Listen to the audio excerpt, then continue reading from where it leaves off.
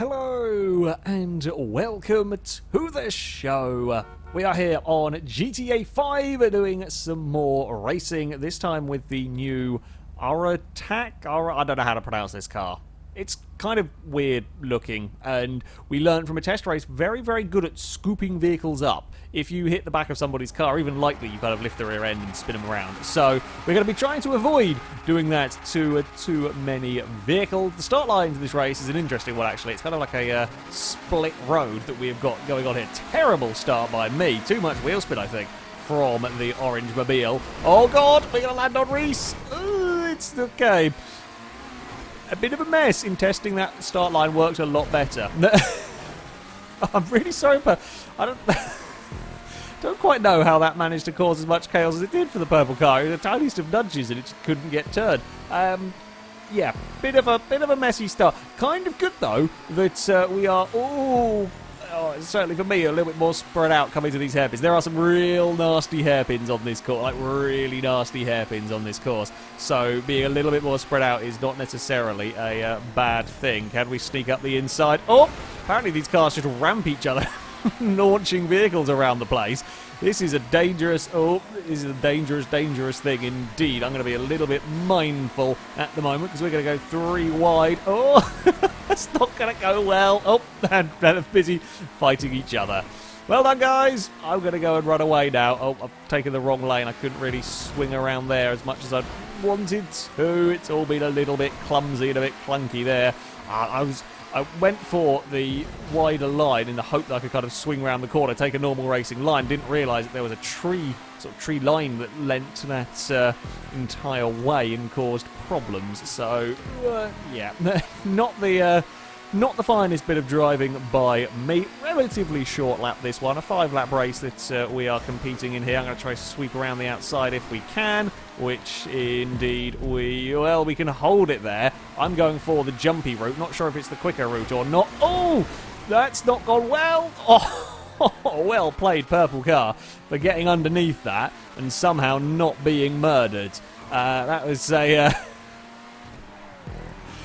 a very, very near miss for the purple car. Oh, I tried to slow it down for the very, very narrow hotel section. The curbs are a bit mean to this car. In fact, the back of this car just looks a little bit weird. The back of this car is a bit of a strain. Like when you load it in, when the camera kind of zooms around it at the front, I kind of expected the back to look like I don't know, I had a perception, an idea of what the back of this car was going to look like, and then when I actually saw the car, yeah, it's a bit weird. However, to drive, it's not bad. I mean, it's a little bit kind of just generic supercar GTA 5, as you would, I guess, kind of expect. But, yeah, it's not terrible. Not a terrible car to drive. We're going to go shooting up the inside. I don't know if the red car made a little mistake. Oh, those red car's turn to be stuck on that wider, unhelpful line. I'll try and not bump him wide, though, through that section. He's bouncing it across the curves. We're still going side by side here.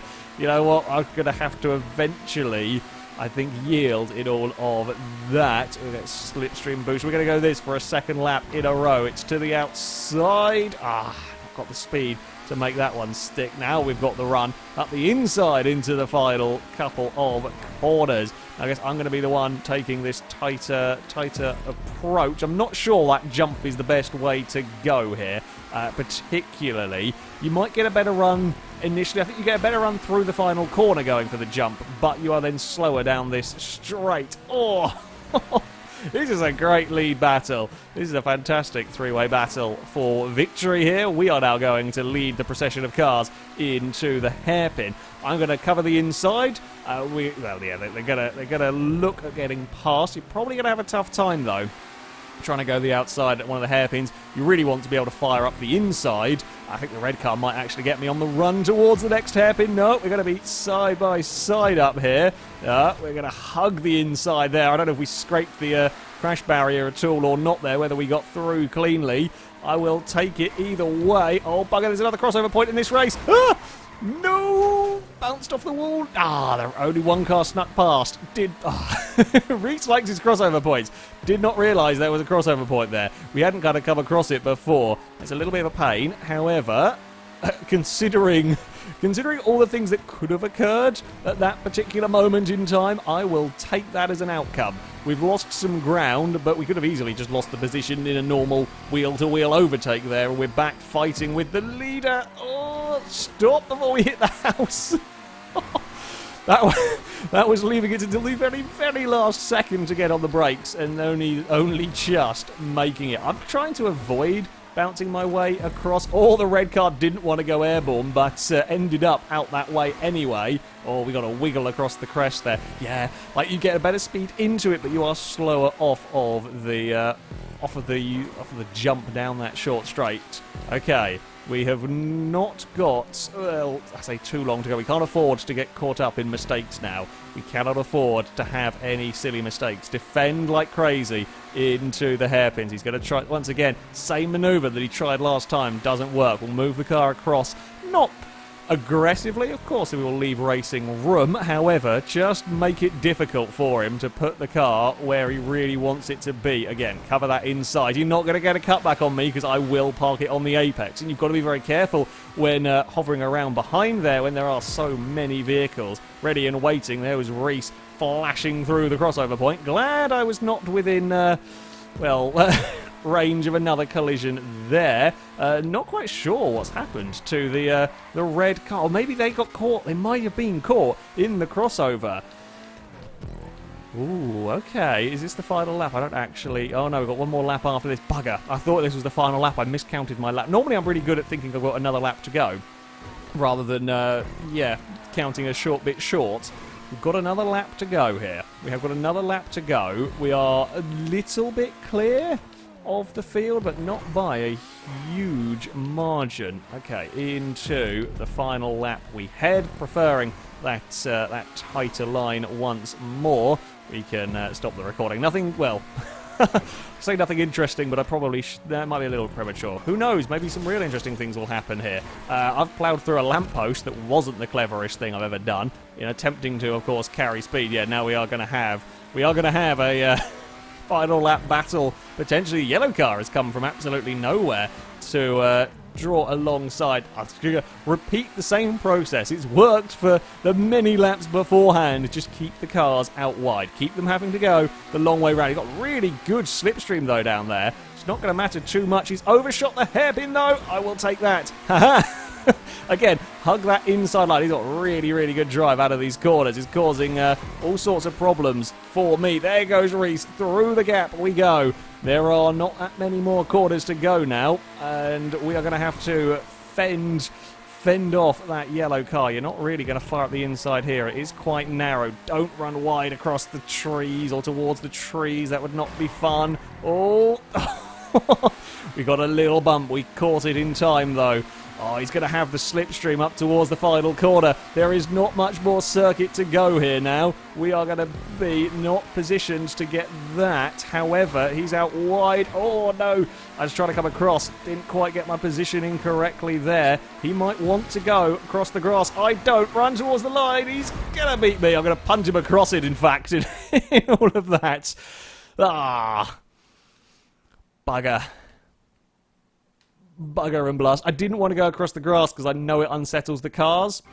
You can see, certainly with supercars like this, you bounce across that grass, you get sideways, you lose time. So I figured the better idea, keep it on the tarmac, straighten it up as much as I could, but I was just asking too much of it. That was a great race. That was an incredible race up the front there. Yeah, we had some really, really very, very good battles in all of that. Slightly disappointed I couldn't hold it. I think if I hadn't...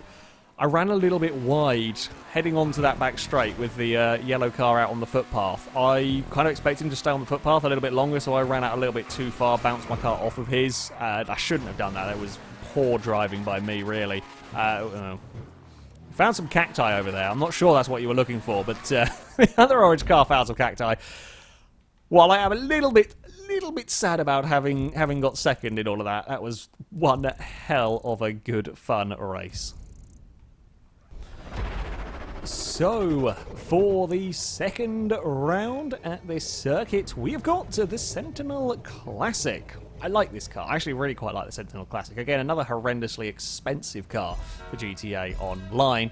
I have played a little around with the car in terms of customization. Don't really know that much how it drives. I've got another terrible start. I don't know how I got a terrible start. We shouldn't have had a terrible start, but either way, we are... I say a terrible start. We have got to the lead. We just lost out to that red car. Oh, poor things have happened on the outside of that corner.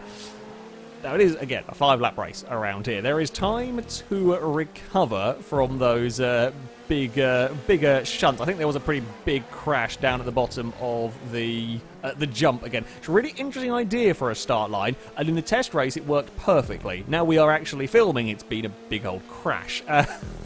It's the way it goes. It's the way it goes with most things FailRace, to be perfectly honest with you. Still taking that hug the inside. In fact, it was probably a good idea. A lot of cars overshooting that hairpin for the first time around here. Now, I haven't got to worry about cross traffic at this moment in time. Thankfully, it probably won't be too long until we do start having to worry ourselves with that. How late dare I brake with this? Actually, pretty damn late. There's a lot of turn-in grip. I'm not sure there's a huge amount of, I say on-power grip. It holds a lot of speed through the corners until it doesn't, and then when it doesn't, it really, really lets go. That's going to have to get out of the way, because I can't wiggle my car back onto the circuit. We'll take out the phone booth. Not that anybody uses those things anymore these days. A little bit of slide. A little bit of a bounce across the curb, but as we come up towards the end of the first lap, it is a solid signpost getting in the way, but a fairly decent first lap. Ooh, that was a... Cutting it a little bit fine, running across the curb, always lifted the car up across that outside sort of where the concrete rises up for the higher elevation lane. This thing, it is quite good fun to drive, but it doesn't quite suit my driving style. Regular viewers will know I like my cars to be planted, and if that means understeer, I'm okay with that. I want the back of my cars to be planted on the road at all time, and this thing is for about 85% of the time planted, but it's that other 15% that gets a little bit sketchy, and it's always catching me out. I think I just saw somebody end up going down a really wrong path. It might have been a bit of lag. No, I think it was them genuinely going... You're never quite sure whether it's just a lag spike and the car's going to reappear, or whether it really was a car that's just got lost on the circuit. And that did look like somebody in third or fourth got lost on the circuit. We have got orange buddies leading the way here, which makes a change. Oh, don't oversteer on the bumps. I think the bumps might not be helping the car, to be perfectly honest, with these corners that we're going around. There's like little gutterings around the outside. Okay, that wasn't bumps, that one. That's just the back end. Let go on me. Oh, bugger. Second's got some slipstream. Now, at this stage of the race, there is no point really fighting tandem oversteering moments, and mine came off worse. As I say, there's no point going real crazy in terms of fighting for the lead here. There's no point going really mad, because you run the risk, of course, making a very big mistake and losing yourself a lot of time. So when you're on, lap 3 out of 5, just keep close. Just keep close enough so that when you come to that final lap, you're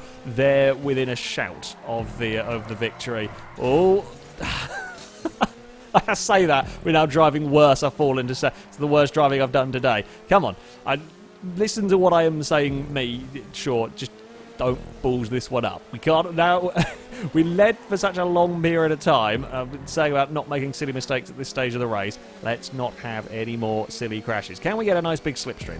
Oh, I think we are going to get a lovely big slipstream, in fact, off here. Got a very, very good run. I'm really surprised he didn't move across to cover the inside there. Oh, we are going to get round the hairpin. It was a little bit clunky. I turned in a smidge too soon on my own in all of that. It was a little bit on the clunky side. I don't think he expected me to get the run there. I don't think he had any idea I was going to have such a very good run down that back straight. Having been fighting like that all race last time, I'm very well aware how much speed these cars get slipstream-wise when you are heading down that part of the circuit. He's trying the wider line. It doesn't work out there. It just really, really doesn't work. You think the racing instinct is that line, that turn-in is going to be better, but where the trees are positioned, you just can't do it. Now, we have got ourselves back to the lead. He's going to have the slipstream all the way up towards the final corner. This is where we've got to be very, very mindful. Yeah, it gets really twitchy over there. It's not happy. That is a one corner here that this car is not happy about. We're going to stick it... He was a little bit, I say a bit kind. He, yeah, wanted to stick to the kind of inside of me. Didn't really want to take quite such a narrow line. Again, he's preferring to go for that jump. We are going to keep hold of the lead. He's found those. I love how somebody is going around picking up that lamppost. So I think we've knocked it over every single lap, and then every single lap it's back again for one of us to knock it over. And the phone booth and everything. We've got a little bit of a margin back. Oh, that's the margin back has now all evaporated because I've bumped the bloody crash barrier on the inside.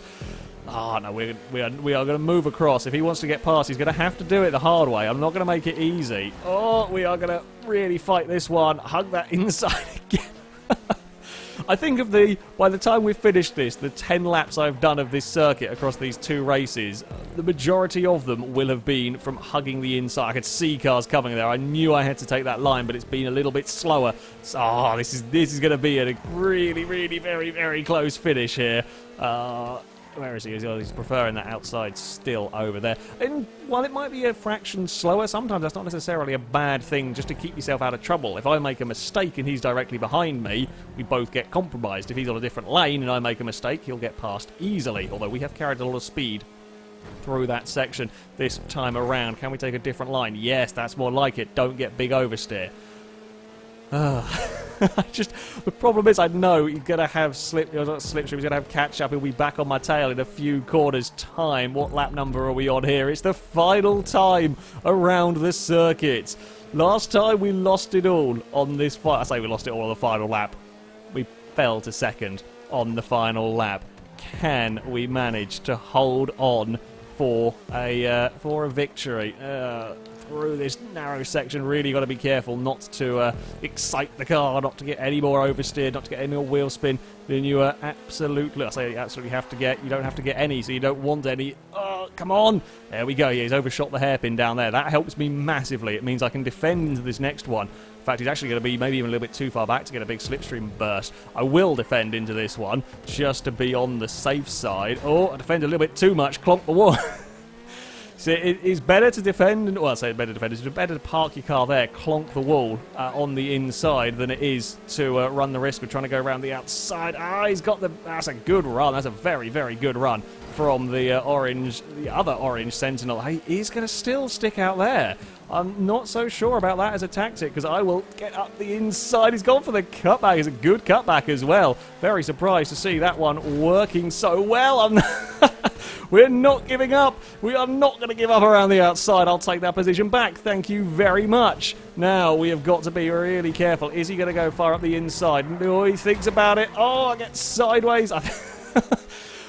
He was very, very sportsmanlike with the just letting off the throttle. He did help get me a bit sideways in all of that. Oh, I'll get really big sideways moment. It's going to be a run towards the finish line. It's another incredible finish. Oh, this track is excellent as well. This track is bloody brilliant for racing. That was 5 laps of wheel-to-wheel battling.